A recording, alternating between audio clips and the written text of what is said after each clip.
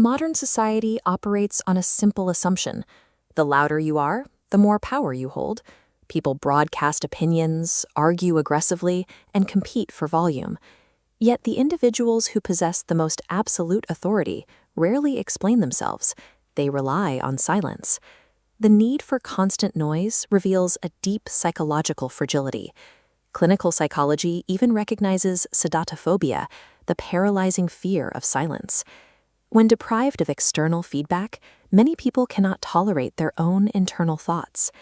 Behavioral research out of the Netherlands demonstrates precisely how little quiet it takes to destabilize a modern conversation. The threshold is stunningly low. Look at this timeline of an average social interaction. At exactly 4 seconds of silence, a severe spike occurs. People rapidly report feeling insecure. This is cultural. In Japanese communication, the timeline extends to 8.2 seconds before discomfort registers. The metric lines remain perfectly flat. An individual who comfortably sits inside that 4-second vacuum becomes incredibly difficult to read.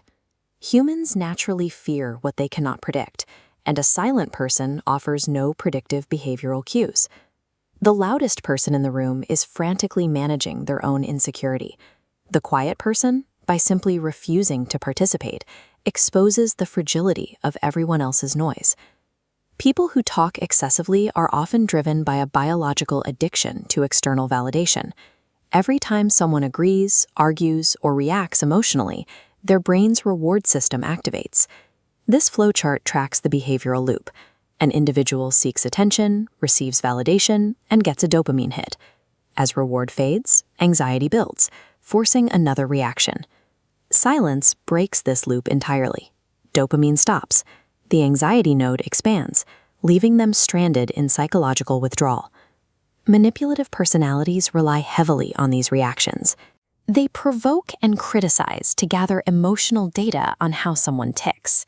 A calm, quiet person denies them access to that crucial intelligence.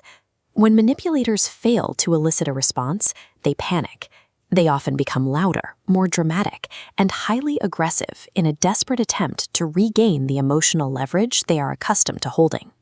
Intentional silence serves as an inescapable emotional mirror. When you refuse to validate someone, they are left entirely alone with their own mind. Starved of feedback, an insecure brain starts writing its own narrative. It projects unmastered anxieties into the empty space, automatically assuming the quiet person is judging them. When you hear someone label a quiet colleague as arrogant or cold without cause, you are listening to them vocalize their own internal chaos. The silent individual has done nothing aggressive. Weak people are terrified of the inadequacy they see reflected in the quiet. Human psychology automatically assigns value to scarcity. When someone speaks constantly, their words lose impact.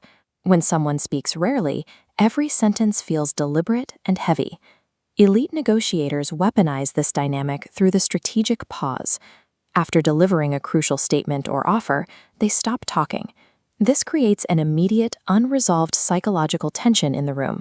Most people cannot tolerate that tension.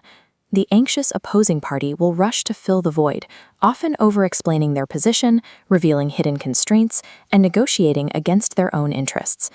In an economy where everyone demands attention, the person who completely refuses to compete for the spotlight holds the ultimate leverage.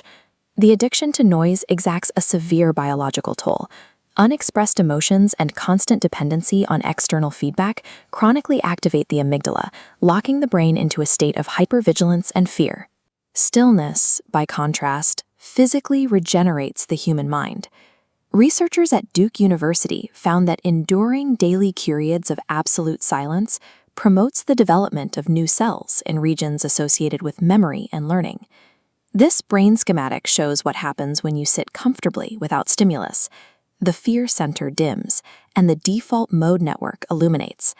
This interconnected web builds the mental infrastructure required for deep self-awareness and emotional regulation. Marcus Aurelius treated silence as armor, an inner fortress protecting the mind. Reacting immediately to an insult is a surrender of agency. Remaining calm communicates a devastating message. I am not emotionally owned by this moment. Plato noted that wise men speak because they have something to say, while fools speak because they have to say something to fill the space.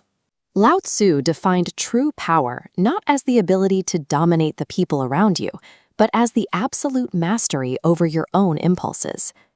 Gandhi challenged individuals to treat their words as a strictly finite resource, advising them to speak only if their words actively improve upon the silence. Spiritual teachers like Ram Dass frame silence not as an absence of communication, but as the prerequisite for it.